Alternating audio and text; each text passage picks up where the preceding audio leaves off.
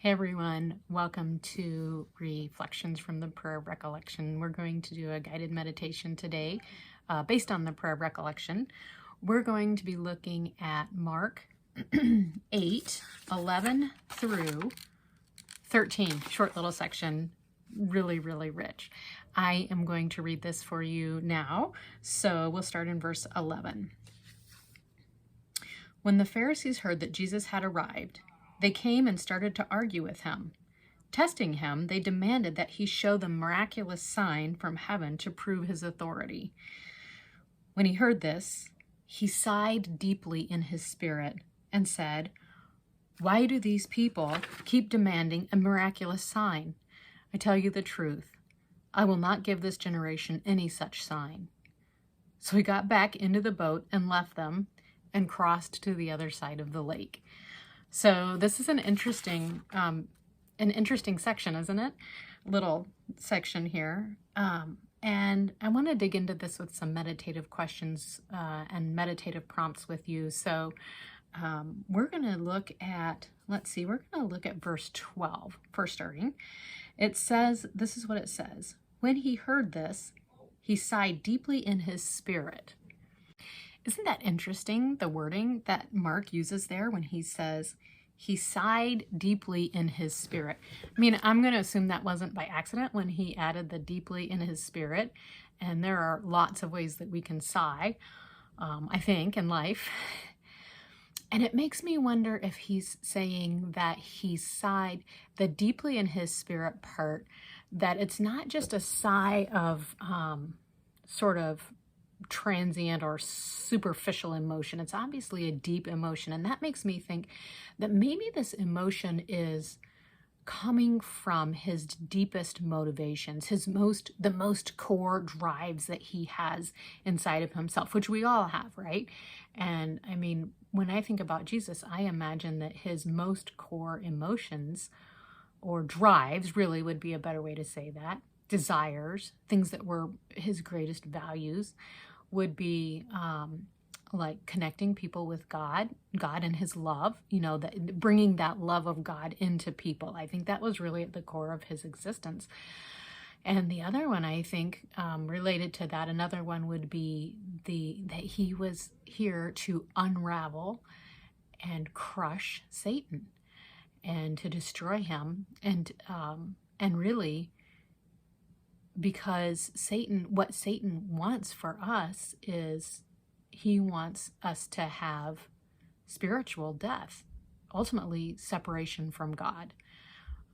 And Jesus was so, I think, in his deepest spirit, that his conviction was to keep that from happening, to do everything in his power, and he had all the power to keep that from happening. I think those were his, if I were to try to put words, but I think some of Jesus' deepest motivations were.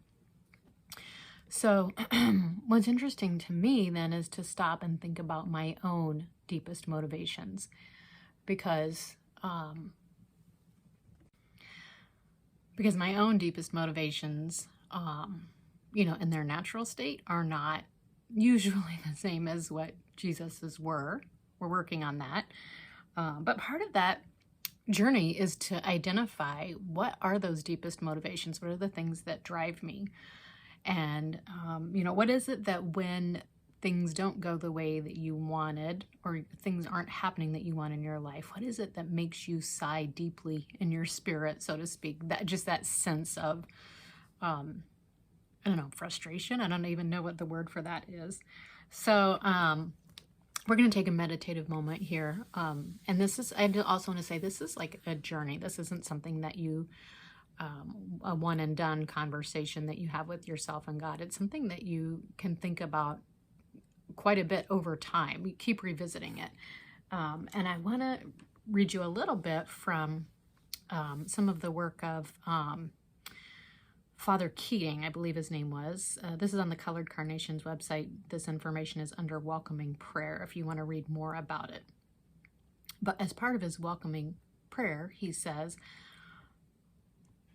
"I let go of my desire for power and control. I let go of my desire for affection, esteem, approval, and pleasure. I let go of my desire for survival and security.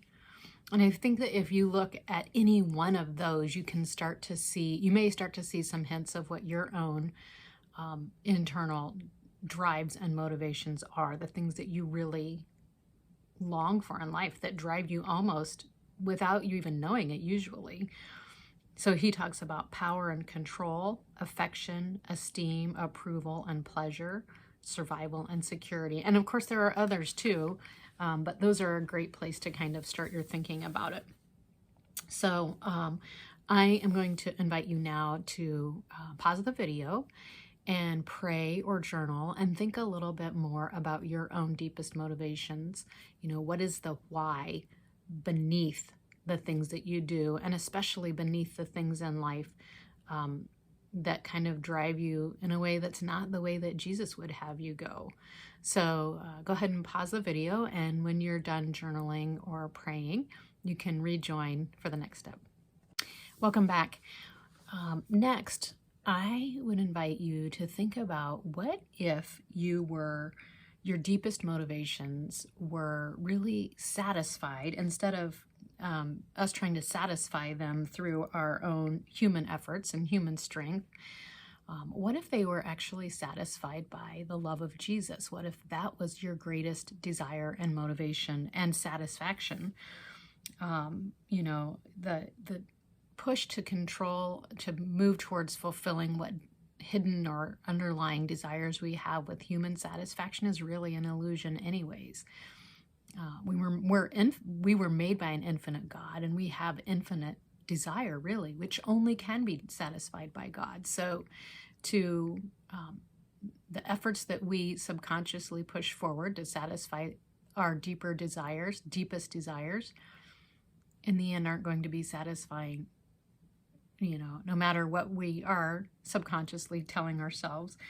So now I would invite you just to let your mind really imagine, dream, explore, what would it look like if your deepest desires were for Jesus' love and were satisfied by that. Just imagine that life and let yourself dream. So go ahead and pause the video and journal and pray, and you can join back when you're ready. Welcome back. We are going to move on a little bit more into this section with the rest of 12. We're going to read, and we'll pick up where it says in the middle of 12, why do these people keep demanding a miraculous sign? I tell you the truth, I will not give this generation any such sign. So he got back into the boat and left them, and he crossed to the other side of the lake.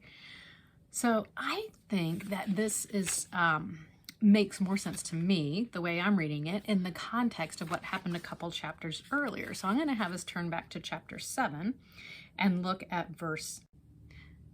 So chapter 7, verse 6. Jesus is talking to the Pharisees and teachers of the religious law. I would encourage you to read this whole section, 7:1 through 23. Yeah, 23. We're just going to read a couple verses because I'm going to speak directly to these. These people honor me with their lips, but their hearts... I'm going to go up a little bit to the beginning of 6. You hypocrites. He's talking to the religious leaders here, you guys. You hypocrites. Isaiah was right when he prophesied about you, for he wrote, these people honor me with their lips, but their hearts are far from me.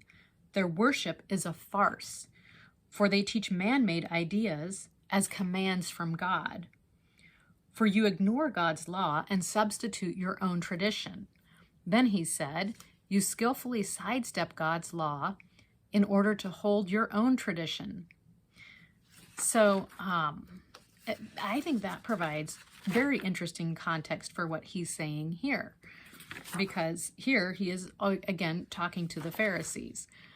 And I feel like it's like, so they're asking him for a miraculous sign to show that his authority is from heaven. And I feel like this is how I see this. Jesus is basically saying, okay, let's look at what happened when God has given you miraculous signs that show you his authority. Because, they've had all of these miraculous signs in their Jewish history. They have had miracles that happened. They've had God deliver them and rescue them. They've had teachings that show his authority and prophecies, all of these things. And even though they have all of these things in their own nation's history, it says, to me, this is saying basically that this has already been given to you and you're just making a farce out of it. I mean, look at what he says, that you honor with your lips, but your hearts are far from God. Your worship is a farce. You ignore God and skillfully sidestep his law, substituting your own traditions. So, I think it's almost like he's saying, well, why would I pour my power into you and my authority into you when you're going to make a farce of it? You're going to use the power. If God gives you more power, more authority, more miracles, you're going to use those to bring destruction and pain and separation from God. So why would God pour his power and authority and miracles out onto someone who's going to use them in a way that's destructive to God's purposes? So now let's go back to the meditative part. I look at my own life, and what I would encourage you to ask yourself now is, where in my life am I honoring God with my lips while my heart is far from him? So I'm going to give you can take time, pause the video, and think about that. I would encourage you to become very specific with this. I think that's always great when you can be specific. So if it helps, think about the last 24 hours and where you can find things that have specifically happened. So go ahead and pause the video, and when you're ready, you can rejoin. Welcome back. I know that looking at those things can be sobering and challenging, especially when we're able to be really honest with ourselves and honest with God. So next, I would just encourage you to take some time to embrace repentance and to receive forgiveness and to ask God for his help in this. So I'm going to pause and let you experience some time with God in those ways. Welcome back. And as we're winding down, I wanted to share with you, I would like to read with you Psalm 32, 1 through 5. This is just a beautiful psalm about receiving forgiveness. I believe this was written by King David. So it says, "Blessed is the one whose transgressions are forgiven, whose sins are covered. Blessed is the one whose sin the Lord does not count against them, and in whose spirit is no deceit. When I kept silent, my bones wasted away through my groaning all day long. For day and night your hand was heavy on me. My strength was sapped as in the heat of summer. Then I acknowledged my sin to you and did not cover up my iniquity. I said, I will confess my transgressions to the Lord, and you forgave the guilt of my sin." I just love that. And if you want to spend more time soaking in that, that was Psalm 32, 1 through 5. And the last closing thought I wanted to share was, as I thought about this and I thought about my own toxic thoughts in my life and wrestling with those deeper motivations that get in the way, this was the thought of for my own thought replacement that, and you can come up with your own thought replacement, but this is what was helpful for me. My significance does not come from pursuing and accomplishing my own plans and agenda, but from your love for me and power and authority in my life. I praise you, Jesus.